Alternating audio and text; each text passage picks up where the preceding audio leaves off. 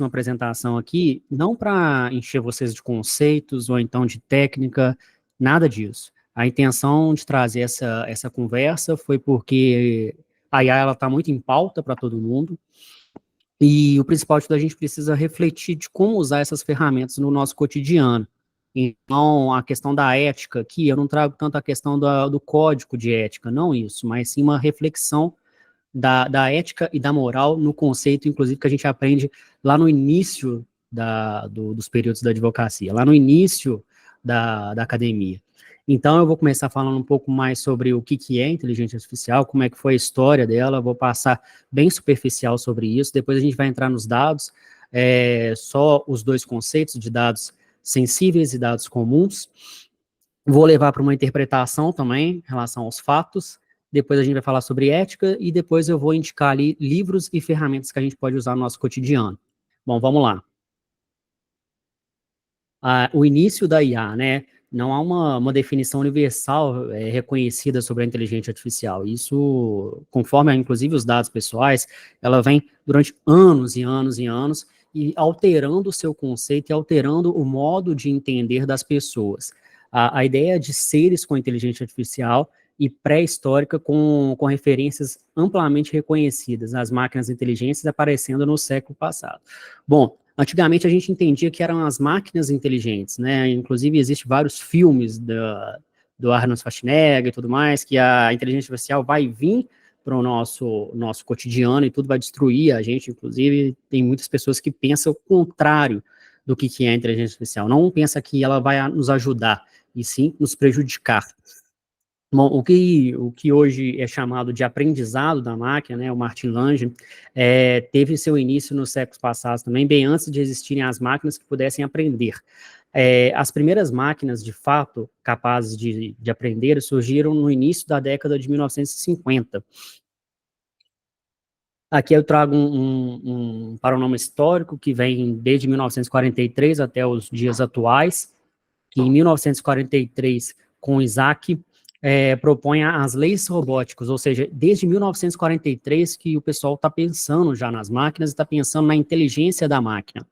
Em 1950, o Alan Turing propõe o jogo da imitação. Tem um erro de português que, né, propõe o jogo da imitação.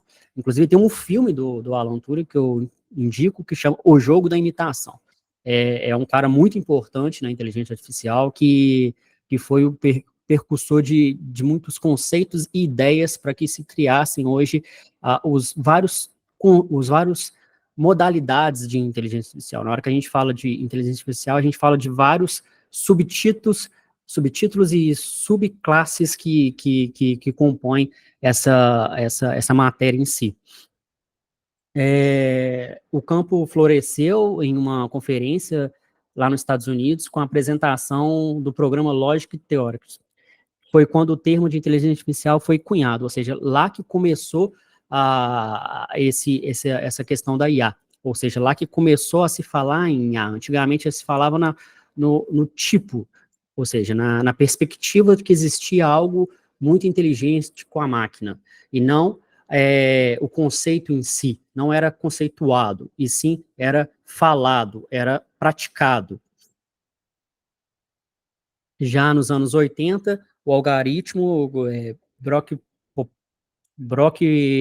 Propagation, né, eu não sei falar inglês, então vocês me perdoem, impulsionou as redes neurais nos anos 80 e 90, em 2006, e avançaram com o algoritmo de Deep Learning, ganhando popularidade e reconhecimento do público em 2012. Bom, então a gente consegue entender que a IA ela não foi criada especificamente para o mundo jurídico, ela foi criada mais para a área da medicina, ou seja, ela foi criada para tentar trazer soluções das principais dores que as pessoas tinham. E as principais dores que as pessoas tinham não eram relacionadas ao trabalho jurídico, ao trabalho da arquitetura, ao trabalho da engenharia, era o trabalho da medicina, ou seja, salvar vidas. Então foi por isso que começou a se explorar mais, cada vez mais, e utilizando os algoritmos e utilizando os aspectos que poderiam salvar vidas naquela época. Nos anos 90 e 2000, o progresso continuou no final dos anos 90 e início dos anos 2000 com uma adoção muito mais ampla do aprendizado de máquinas, embora a IA tenha se tornado uma palavra negativa, que foi o que eu falei no início. Ou seja, as pessoas elas tinham a ideia, principalmente por causa dos filmes, novelas e pessoas que não tinham o conhecimento da área, falarem que as máquinas iriam vir para tomar o nosso lugar de trabalho e iriam nos prejudicar, iriam nos matar e etc. Então, essa palavra ela se tornou mais negativa, principalmente no entender das pessoas leigas. Em 2011, aconteceu uma conferência sobre DeepMind, que é a rede neural que vê gatos, né? Ela via gatos, ela via conceitos diferentes que foi colocada aos poucos nos Estados Unidos. E lá nos Estados Unidos, as pessoas estudavam desde o início, ou seja, desde 1943. A maioria dos assuntos surgiram lá. E foi através dessa rede neural que começaram a ver os gatos, entre aspas, né? Não é gato bicho, não. Gatos seriam aspectos da medicina que conseguia ligar os pontos no cérebro da pessoa, que conseguia fazer com que o pensamento alterasse, que conseguia ajudar a melhorar o cérebro daquela pessoa, salvar de doenças e etc., que essas redes neurais conseguiam conectar, ou seja, conseguia fazer gatos para auxiliar essas pessoas. Bom, a definição atual, ela é bem diferente da do Alan Turing. Ela é a seguinte: o estudo é o design de agentes inteligentes, onde um agente inteligente é um sistema que percebe seu meio ambiente e toma ações que maximizam sua chance de sucesso. Ou seja, a gente hoje fala muito do chat GPT. O que o chat GPT ajuda os advogados? O chat GPT ajuda os advogados a melhorar as petições iniciais dele, a melhorar os contratos dele, a melhorar a análise dele. Às vezes você está lá no seu final do seu dia, aí você deixou aquela peça processual de direito do consumidor, por exemplo, uma peça sobre golpe Pix. Teoricamente é uma peça um pouco mais fácil de entender, um pouco mais enxuta, não precisa de ser tão estratégica. Você vai utilizar o ChatGPT para poder redigir a peça processual, não os fatos, é óbvio, mas o direito e a parte mais mecânica, que inclusive um estagiário de início de academia conseguiria redigir, para poder agilizar o seu tempo e assim você conseguir fazer aquela peça processual mais eficaz e mais rápida. Ou seja, você não vai precisar, desde o início, desde o tópico até os pedidos, fazer a peça processual. Ela vai te dar o esquema, ou seja, o esqueleto da peça processual. Então, aí você economiza um tempo gigantesco. E em relação aos contratos, eu não sei se vocês já experimentaram fazer isso, principalmente no ChatGPT 4, para quem acha que é pago, não é pago, viu? É só entrar no Bing, porque lá é de graça. Você entra no ChatGPT 4, você coloca que você é um advogado, contratualista, e que você vai analisar uma cláusula. Lá você vai colocar todos os aspectos que você quer naquela cláusula, ou seja, os direitos que tem aquela cláusula, o artigo do Código Civil e etc. Isso de cada vez, devagar. Ou seja, você vai ensinar aquela parte daquela máquina, aquela abazinha do ChatGPT, a analisar uma cláusula específica. E depois você vai lá e coloca a cláusula do contrato que você está analisando. É óbvio que se não tiver dados sensíveis lá nessa cláusula. Pegou essa cláusula, analisou essa cláusula, aí você vai ter um resumo do ChatGPT para ele colocar essa cláusula de uma melhor forma para entender e para colocar no contrato. E o principal de tudo, você pode pegar essa melhor fórmula, essa melhor cláusula que você fez e colocar assim, ó, através de uma leitura de um leigo, explique essa cláusula para um leigo do que ela se trata. Então, você vai ter uma explicação para um leigo, ou seja, para uma pessoa que não é advogado. Então, por fim das dúvidas, você se torna um profissional melhor na área. E é isso que esse agente faz para poder te ajudar. É uma máquina que vai te ajudar a trabalhar. Ela não vai roubar o seu lugar, a sua profissão, nada disso. Ela só vai ajudar você a melhorar com o seu cotidiano. Uma curiosidade, essa aqui eu achei extremamente interessante. Foi um professor meu da pós-graduação que falou, que é o Ronaldo Lemos. inclusive indico para vocês seguirem lá no Instagram e tudo mais. O computador do Google venceu o campeão mundial de jogo milenar na Ásia. O que aconteceu? Tem um jogo muito famoso, que aqui no Brasil não é famoso, mas que lá na China é como se fosse o futebol para nós aqui, que chama Go. O Go é umas bolinhas que você vai tendo que ligar elas até você completar o campo do adversário. Então, em 2014, eles pegaram uma inteligência artificial do Google e colocaram para jogar junto com o campeão da China, que era o ídolo da China, era como se fosse o Ronaldo para nós.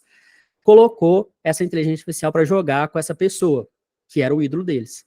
Inclusive foi transmitido mundialmente, lá na China e tudo, ao vivo, e o país todo parou para assistir. E na hora que começaram a assistir, na hora que começaram a ver, a inteligência artificial começou a ganhar todas desse ídolo da China. Inclusive, ele era considerado o melhor do mundo na época. Vocês podem pesquisar depois no Google relacionado a essa matéria. E isso causou uma comoção muito grande na China. Os chineses ficaram assustados com aquilo. Eles pensavam assim, poxa, se o nosso campeão está perdendo, imagina eu. O que eu vou fazer comigo? O que eu vou fazer com o meu emprego? O que eu vou fazer? Se a IA consegue substituir o melhor, imagina eu. Então foi um momento de Sputnik, né, que a China teve naquela hora, e os Estados Unidos não passou a ser somente o grande precursor sobre a IA, passou a ser também a China. Por isso que hoje a gente vê diversas IAs que são através da China, a gente vê um sucesso muito grande da China em relação a isso, justamente por causa desse momento que teve entre o grande jogador chinês, do grande esporte que eles têm lá, com a IA. Né? Inclusive, nessa reportagem, tem vários sites na Globo, inclusive vocês conseguem achar também, vários chineses choram no momento que vê que a IA está ganhando dele, justamente por causa desse medo de ser substituído, do medo de não conseguir. Agora a gente vai para uma parte mais técnica, então eu vou passar só por passar mesmo nela, para vocês poderem entender. A grande reflexão nessa parte técnica é o seguinte, quando uma pessoa vai chegar para vocês e vai falar sobre IA, você pergunta para ela, que tipo de IA que você quer falar? Né? Porque tem vários tipos de IA, não é só uma, não é um conceito específico. Então, esse que é o principal ponto. Casos, a gente tem o IA na robótica, recomendação de produtos, manutenção preditiva, transcrição de áudios, a gente conhece a Luzia, tem muita gente que não conhece a Luzia, depois você digita lá sei lá, seu cliente te mandou um áudio de 20 minutos, tem cliente assim, se vocês não sabem, tem cliente que manda áudio eu tenho. Parece uns 5 podcasts mais ou menos lá na hora, aí o que você vai fazer? Você vai lá na Luzia, vai digitar lá, óbvio que se não for um assunto em particular, e ela vai transcrever. Isso aí é uma IA, para quem não sabe, para quem não conhece. Então, assim, tem os chatbots também, que é o famoso ChatGPT, ou então Gemini, que é o do Google. A gente tem a escrita, a gente também tem a análise de voz do cliente, a gente tem a pesquisa de análise de inteligência de imagem, que é o Copilot, que você consegue achar no Bing. A gente tem a publicidade direcionada, que você pode achar no Analytics do Google, que ele consegue captar, através de palavras-chave, todas aquelas pessoas que estão em busca do seu serviço, ou seja, que dali é uma IA.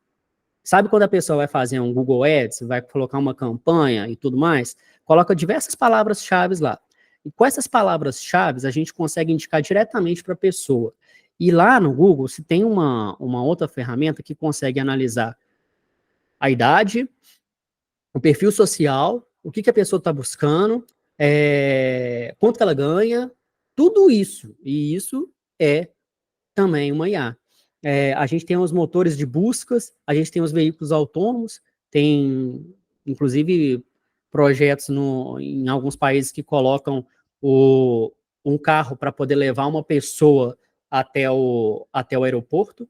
E uma das profissões, além da telemarketing, que a gente pode reparar, né? A telemarketing, hoje você liga para um lugar para poder falar com o atendente, você não fala com o atendente, você fala com uma máquina. E aquela máquina, ela tem vários prompts que ela consegue te responder que um humano talvez não decoraria para poder te responder.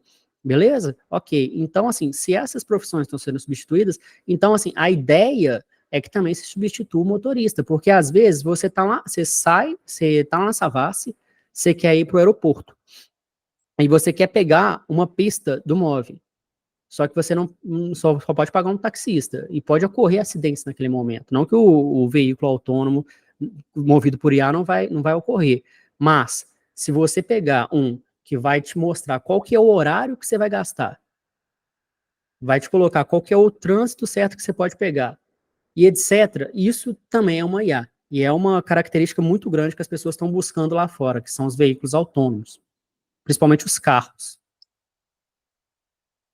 Bom, as aplicações.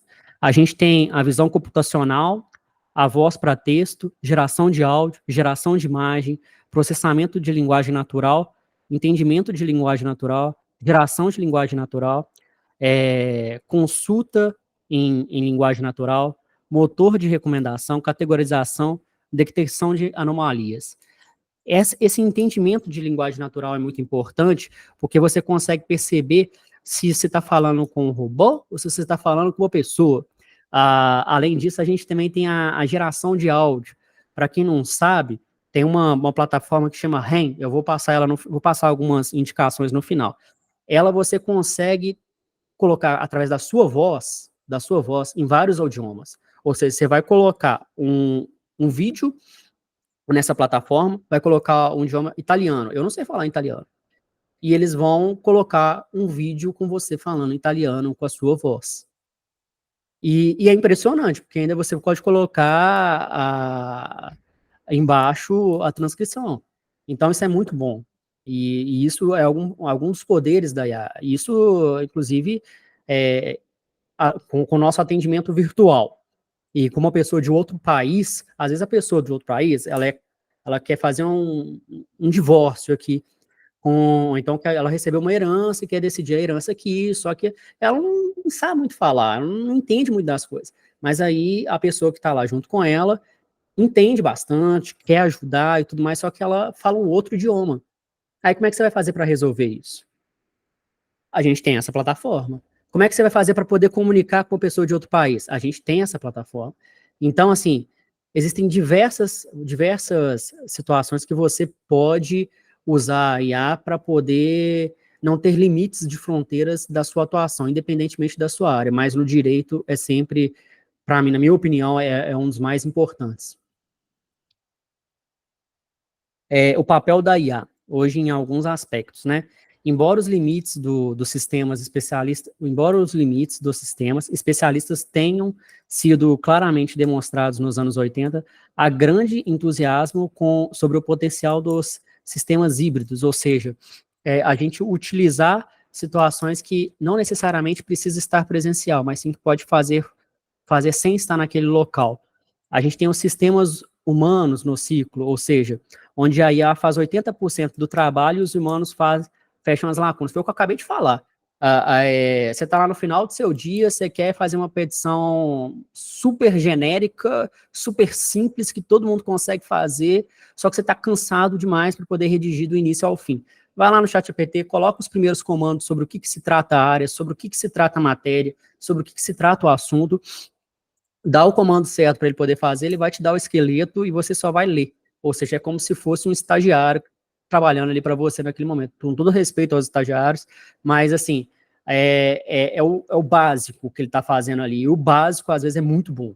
É melhor até do que a gente faz no cotidiano. Então, você só vai revisar aquele produto e vai poder colocar ele vai poder protocolar aquela ação. Ou seja, ele fez 80% do seu trabalho, ele economizou muito o seu tempo.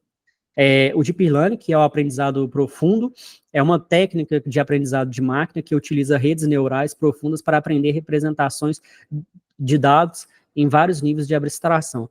Hoje, muita gente não deve acessar muito o ChatGPT. Eu estou acessando bastante, estudando bastante sobre o assunto. Hoje tem a possibilidade de você fazer uma persona no ChatGPT. Você entra lá no Bing, sempre entra no Bing porque é de graça, o ChatGPT 4, entra lá, clica na parte de cima que é criar um novo ChatGPT e você vai escrever o nome dessa nova criação sua e vai colocando comando sobre ela. comando sobre ela. Você vai abastecendo, abastecendo, abastecendo, abastecendo, até que ela vai entender o que, que você quer, e na hora que você mandar alguma pergunta, alguma coisa, ela vai saber te responder na mesma hora. Então, a gente tem isso, a gente tem os carros autônomos, que eu acabei de falar, que é uma visão computacional dentro dos limites de uma tarefa bem definida, foi o que eu acabei de falar. Você sai da Savassi, seu cliente viajou, veio fazer uma palestra aqui, sai da Savassi e vai para o aeroporto. O carro, ele sabe onde que ele começa e onde que ele termina. As máquinas são as máquinas capazes de aprender e adaptar o seu comportamento por meio de interações com os usuários humanos, tornando entidades humanoides que imitam o que o humano deseja. Depois, quem tiver curiosidade, procura no Google, no YouTube, a Hello Barbie. Hello Barbie Inteligência Artificial. A Hello Barbie Inteligência Artificial, todo mundo conhece a boneca Barbie. Eles inventaram essa Hello Barbie, por quê? Porque a pessoa vai respondendo e a Barbie vai fazendo perguntas. Isso é meio assustador, mas é um fato. Aí a Barbie vai fazendo perguntas e com isso a Barbie vai aprendendo. A Barbie pergunta, qual que é o seu nome? A criança responde. A Barbie pergunta, onde que você mora? A criança responde, e etc. Então, aquele robô que a pessoa transformou em um humano, ele vai começar a saber muito sobre você e conseguir te responder aquilo que você quer que ele responda. Ou seja, você vai colocar tudo as suas informações nele e ele vai poder ser o seu glossário para poder entender aquilo que você precisa naquele momento. Agora, partindo para um outro ponto, que eu acho que é a área de todo mundo aqui, então, pelo menos da maioria, mas eu acho muito importante. Aí eu vou trazer só dois conceitos da nossa área mesmo, e depois eu queria uma reflexão no final. Bom, só por questão de respeito às pessoas que não são da área, eu vou falar o conceito aqui. Se esse conceito está na Lei Geral de Proteção de Dados Pessoais, que é o dado pessoal. O dado pessoal é a informação relacionada à pessoa natural, identificada ou identificável, como, por exemplo, nome, RG, CPF, data e local de nascimento, filiação, telefone, endereço residencial, time de futebol, etc. Ou seja, são dados comuns que você utiliza no cotidiano e etc. Esses são os dados comuns para pessoal que não é da área. Os dados sensíveis, bom, os dados sensíveis são uma espécie de dados pessoais que compreende uma tipologia diferente em razão de o seu conteúdo oferecer uma especial vulnerabilidade, ou seja, pode ser inclusive a discriminação. Esse conceito eu peguei do Bruno Biondini, eu acho. Quando se pensa em dados que exprimem sobre a origem racial, etnia, étnica, convicção religiosa, opinião política, filiação ao sindicato ou organização de caráter religioso, filosófico, político, dado referente à saúde ou à vida sexual, dado genético ou biométrico, quando vinculado a uma pessoa natural, ou seja, são todos aqueles dados que podem gerar uma discriminação para a pessoa. Tentam fixar esse conceito que está aqui. O conceito de baixo, com os exemplos, no caso, eu peguei também da Lei Geral de Proteção de Dados Pessoais, está no artigo 5º. Bom, fixou isso? Beleza, na parte final a gente vai fazer uma reflexão sobre isso. Agora a gente vai para o desafio. Vocês vão responder aí no chat. Vamos ver se vocês vão acertar. Vamos lá, primeiro desafio. Todo mundo conhece as deepfakes, né? Que são aquelas ações que são utilizadas principalmente com fotos, áudios, vídeos de pessoas que não existem. E, inclusive, é muito triste pensar que existem pessoas que pegam rostos de crianças e tudo mais e utilizam para situações negativas. Bom, a gente vai fazer um desafio aqui, a gente vai ter dois desafios, eu quero ver se vocês vão acertar. Vamos lá, primeiro desafio. Quero que vocês coloquem aqui, olha, tem a 1, a 2 e a 3. Qual dessas pessoas aqui é real? A 1, a 2 e a 3. Só existe uma real. Qual que é a real? Vamos ver o que vocês vão responder aqui. A Daniela falou que é 1. 3. O pessoal tá em dúvida.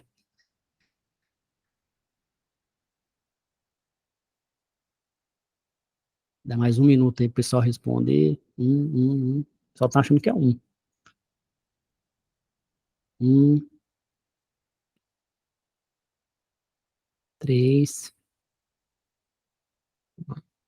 Ó, vou contar até 10, hein? 1, 2, 3, 4, 5, 6, 7, 8, 9, 10. Bom, acabou o tempo, vamos lá. A maioria que falou que é A1, beleza? Pois é, o pessoal que falou A1, A2 e A3, eu lamento dizer, mas todo mundo tá errado. Todos esses fotos aqui são falsas. Todas, todas. Todas são fakes, todas foram criadas por IAs. Todas são deepfakes. Todas, sem exceção nenhuma. Todo mundo aqui foi criado por uma IA. Pegou a cara de uma pessoa, pegou a cara de outra pessoa, pegou o nariz e fez uma deepfake. É impressionante, né? Você fala na primeira. Inclusive, o Ronaldo Lemos, indico novamente, que é o professor da pós-graduação, que mostrou isso aqui. Na hora que ele falou, eu pausei o vídeo e falei assim: é A1, igual vocês. Tinha certeza absoluta, por causa do flash, não sei quem comentou, mas aí ele falou que todas foram feitas, eu falei assim, vou desistir, não tem como. E essa aula que eu tô falando, ele gravou em 2023, início de 2023. Ou seja, hoje tá melhor ainda, IA, entendeu? Vou fazer mais um desafio, vamos ver se agora sem sacanagem, agora vai ter uma pessoa certa aqui mesmo, agora é sem sacanagem nenhuma. Qual dessas pessoas aqui que é a fake? A1 ou A2? Vamos lá, sem sacanagem. Agora tem uma pessoa aqui que é fake. 2, 2, 2, 2, 2. Todo mundo colocando 2, 2, 2. Ah, deve ser a 1. Quando é muito 2 assim, aposto que é a 1. Ó, tem um pessoal aqui colocando 1, hein? Bom, vamos lá para a resposta, então. Vamos lá para a resposta. Lamento dizer para quem falou que era A2, que era fake, viu? É A1, a fake. A fake é A1. É impressionante. E o brinco tá diferente. Boa, Elia. É isso aí, o brinco tá diferente. É mesmo. Porque pegou o rosto de uma pessoa, pegou o rosto de outra pessoa, uniu as duas. Inclusive, é um homem, a do meio. Ele pegou 3 rostos e uniu uma pessoa só. Isso é fake. Foi criado pela deepfake também.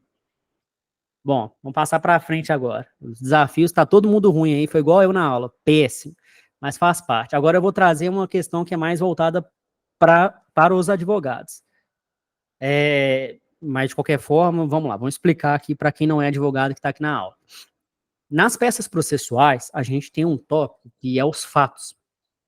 Os fatos é onde que a gente conta a história do caso, é onde que a gente interpreta e coloca para o juiz o que está acontecendo. Por isso que em muitas oportunidades a gente coloca prints, a gente coloca gráficos, a gente coloca tabela e etc. Para facilitar o entendimento do juiz. Na minha humilde opinião, é a parte mais importante, é a parte mais crucial de uma peça processual. A peça processual, para quem não sabe, é aquela na qual a gente vai ingressar no processo. E também tem a defesa e tudo mais, que a gente também utiliza os fatos, mas só que de uma forma contrariando o que a outra parte colocou. Ok? Ok. Beleza. Interpretando o compartilhamento de histórias. Todo mundo compreende, ou então tem um pouco de entendimento que os fatos seria a história, né? Por isso que, inclusive, muitas pessoas utilizam o storytelling para poder fazer os fatos. Ok. Uma reflexão muito importante aqui. Você já considerou que com os fatos e histórias que compartilhamos podem revelar informações pessoais sensíveis, tornando-se dados que individualizam e podem causar constrangimento? E se essas informações forem compartilhadas com uma IA em um processo? Você acredita que isso poderia resultar na divulgação indevida de dados sensíveis? Isso aqui é uma pergunta, mas ao mesmo tempo é uma provocação que eu faço a vocês para vocês levarem para casa de vocês e pensarem. Hoje, se a gente colocar lá no ChatGPT, ele consegue ler PDF e resumir. Ou seja, a gente pode pegar uma sentença, a gente pode pegar uma inicial, pode pegar uma contestação e jogar lá.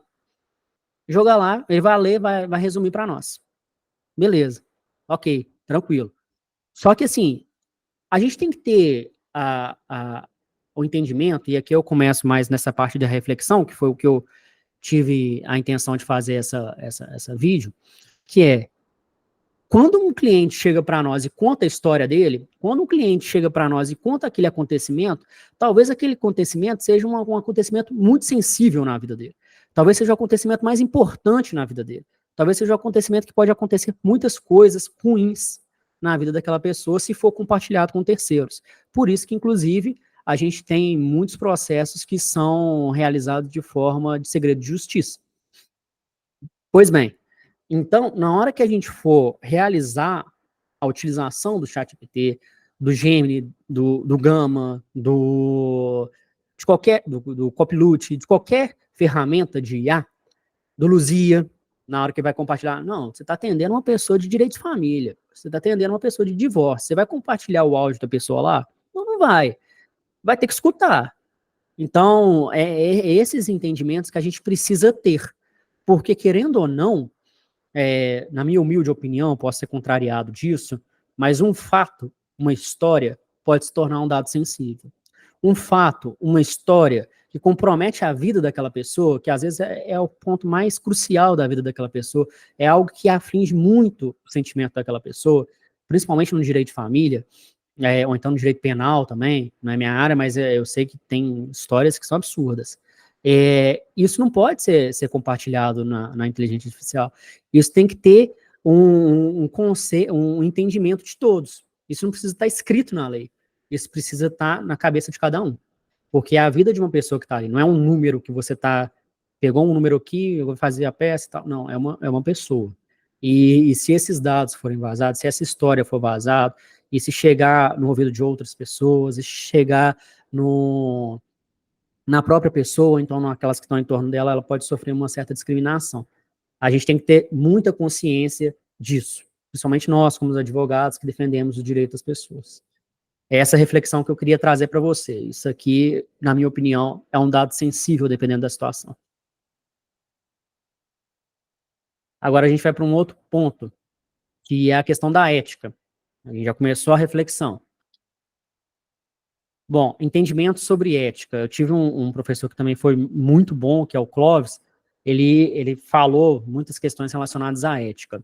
A palavra ética vem muitas vezes acompanhada da palavra dilema, pode ser até trilema, tetralema, pentalema, não importa. A ética é bem diferente apenas de um conceito. A ética não é uma tabela do que pode e do que não pode. Então, eu coloco aqui que a ética não é o código que está lá, não é o código de ética apenas.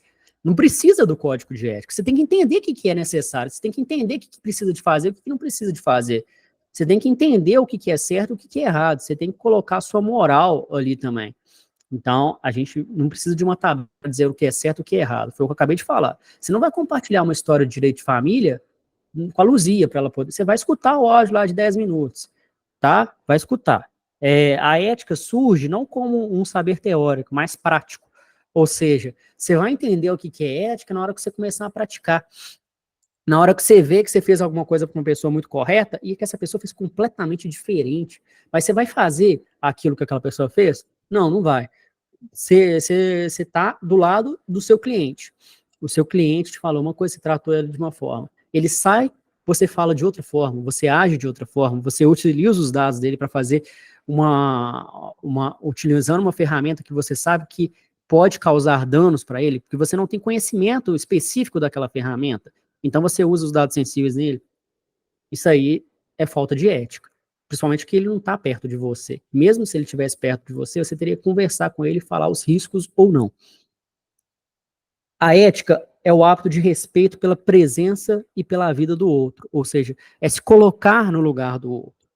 É se colocar, mesmo que a pessoa não esteja próximo de você. A gente leva muito a entender também a questão da traição, né? O cotidiano. Por exemplo, eu vou olhar aqui para essa determinada mulher porque minha esposa não está aqui do meu lado. Eu vou falar com essa determinada pessoa porque meu esposo não está aqui do meu lado. Não precisa da pessoa estar do seu lado para você fazer o que é certo. Então não precisa o seu cliente estar do seu lado para você saber que você não pode compartilhar determinadas situações. Essa que é a grande reflexão que eu queria fazer com vocês. A gente tem que usar as ferramentas. A gente tem que usar as ferramentas de inteligência artificial, senão a gente vai ficar para trás. A gente tem que melhorar, a gente tem que crescer. Só que a gente sempre tem que ter a responsabilidade e a ética sobre tudo, sobre tudo. Ética na utilização de dados pessoais, ou seja, respeitar a autonomia e a confidencialidade dos dados pessoais. Transparência e consentimento, pilares éticos na gestão dos dados pessoais. Menos é mais, ou seja, a importância de coletar apenas os dados necessários para resguardar a privacidade. Vocês perceberam que tudo isso que eu falei aqui está lá na Lei Geral de Proteção de Dados? Vocês perceberam que tudo isso aqui é uma questão de interpretação do que está escrito na lei? Então, assim, não precisa estar escrito na lei para a gente poder fazer. Basta apenas a gente saber o que, que a gente tem que fazer, e o que, que é certo e o que, que é errado. Então, é essa reflexão que eu trago para vocês. Conforme eu já falei, e volto a repetir, a gente tem que usar e a gente tem que explorar, a gente tem que fazer de tudo para poder aprender a inteligência artificial. Até mesmo porque para facilitar o nosso dia a dia. E a gente não pode, eu trago um outro entendimento aqui, principalmente para os advogados, que nós temos que viver com um senso de comunidade, ou seja, todos os advogados se ajudando. A nossa classe tem que se ajudar muito. Não existe essa de concorrência, de um querer pegar um cliente do outro. Não existe isso, gente. Se vocês pegarem o Jus Brasil hoje, o Eleva, Jet Ninja, Justify, vai ter mais de 10 mil clientes lá esperando por você. Então, assim, um ajudando o outro. Ah, eu descobri aqui uma ferramenta nova e tal, ela é muito boa para fazer isso. Poxa, compartilha com o seu colega. Melhora a advocacia do cara, porque pode ser futuramente, ele pode te indicar um cliente, ou então pode te indicar uma outra ferramenta que você está precisando naquela hora. Então, eu penso nisso também. Eu acho que nós, advogados, eu vi isso muito na conferência, todo mundo falando sobre tecnologia, todo mundo colocando importância na tecnologia, todo mundo coloca, inclusive o Código Civil hoje, né, que vai estar sendo refeito e tudo mais. A gente tem uma área lá específica, tem um professor meu que eu adoro ele, que é o Dierry Nunes, ele está nessa comissão de tecnologia do direito civil. Então, assim, é muito importante, pessoal, que a gente compartilhe nossos conhecimentos, que a gente compartilhe essas novas ferramentas e que a gente mostre com os colegas como é que utiliza, porque tem muitos colegas nossos que têm dificuldade. Então, não existe motivo nenhum para a gente não ajudar eles, ok? Eu penso muito nisso. Partindo para o final aqui, eu vou para as indicações. Bom, as indicações, as primeiras são de livros. A primeira indicação seria do livro Inteligência Artificial, Proteção de Dados Pessoais e Responsabilidade na Era Digital, que é do Ingo, é um professor lá da PUC do Rio Grande do Sul, é um professor muito bom mesmo.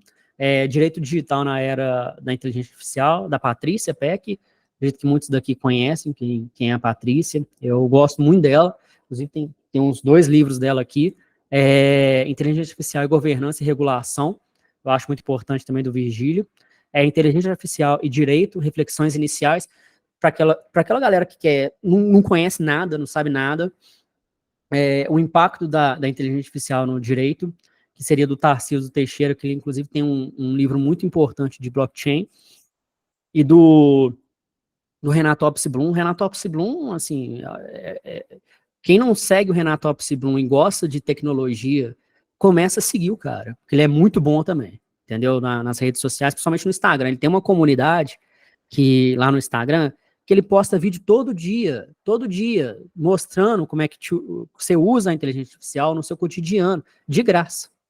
Então é muito bom. Inteligência artificial e desafios para o direito, eu acho muito legal também para quem quer começar a aprender. E todos, sem exceção, todos esses livros, o principal aspecto que ele traz é a proteção de dados. O principal aspecto que ele traz é a proteção de dados. Porque a gente sempre tem que vai colocar isso, vai colocar proteção de dados junto com a IA. Por quê? Porque a IA funciona com dados, a IA funciona com algoritmos, então ela vai utilizar os dados pessoais para poder agir. Então é importante a conciliação desses dois. Por fim, eu indico aqui algumas ferramentas. Existem muito outras, viu, pessoal? Simplesmente infinita as ferramentas. Tem umas 50, pelo menos. Mas o ChatGPT, o 4, não o 3, você vai entrar lá no Bing, não entra no Google, porque no Google você vai ter que pagar o ChatGPT 4. O Gemini é muito bom também, que é do Google. O Copilot, você vai entrar também pelo Bing, que ele é de lá. O Gama eu acho sensacional também. Eu aprendi ele outro dia.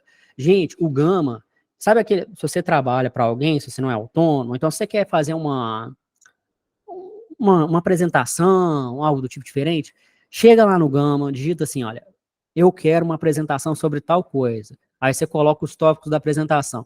Ele vai gerar na mesma hora todas as apresentações. Todas as apresentações. Ele vai gerar na mesma hora. Você pode fazer PDF, você pode fazer em PowerPoint, você pode colocar no Canva depois. É sensacional. E assim, é em 5 segundos. Tem o Leonardo, IA também, que é muito bom. Esse aqui, o Rune também é muito bom. O Eleven também é muito bom. Esse aqui do Miss GIF é mais para aquele pessoal que quer fazer uma comédia mesmo, porque você vai colocar, montar GIFs, mas com qualquer imagem que você conseguir. Esse Luma Labs também é muito bom, que você pode fazer as imagens ganhar vida, ou seja, você pega uma foto qualquer de uma imagem e coloca os detalhes lá, os comandos, e ela começa a se mexer. Então é muito bacana também. O Rumo IA também é muito bom. E é isso, assim, essas são as que eu acho melhores. Tem outras ferramentas também que eu considero muito importantes e ao longo do tempo vocês têm que ir explorando e tudo mais. Eu acho que inclusive eu salvei aqui, olha, deixa eu ver se eu tenho aqui, porque eu já mando o link para vocês já. Quer ver? Vamos ver se eu salvei. Eu não salvei aqui, não. Mas enfim, eu vou dar um jeito, vou mandar lá para a Débora depois. Eu tenho o link pelo menos de umas 10 IAs. E que qual a melhor IA para criação de imagens, fotos reais? O Copilot. O Copilot é a melhor. Eu acho que é a melhor para você poder criar fotos e imagens reais. Entra pelo Bing, não entra por outra plataforma. Vamos ver aqui. Bom, pessoal, é isso, né? Minha apresentação. Foi mais para um aspecto de reflexão mesmo e para atentar vocês a usar, instigar vocês a usar. Usem, abusem da IA, sabe? Mas óbvio que se você não entender sobre o assunto, se você não saber como utilizar aquela plataforma, quais dados vão ser coletados, pergunte para uma pessoa que saiba, olha nos termos de uso, que é nossa obrigação usar, que é nossa obrigação ler, mas não deixem de usar, por favor, porque assim, são muitas plataformas que você consegue agilizar o seu serviço, principalmente o ChatGPT e o Gemini. Beleza? Obrigado, pessoal. Carlos, excelente. Adorei sua apresentação. Foi extremamente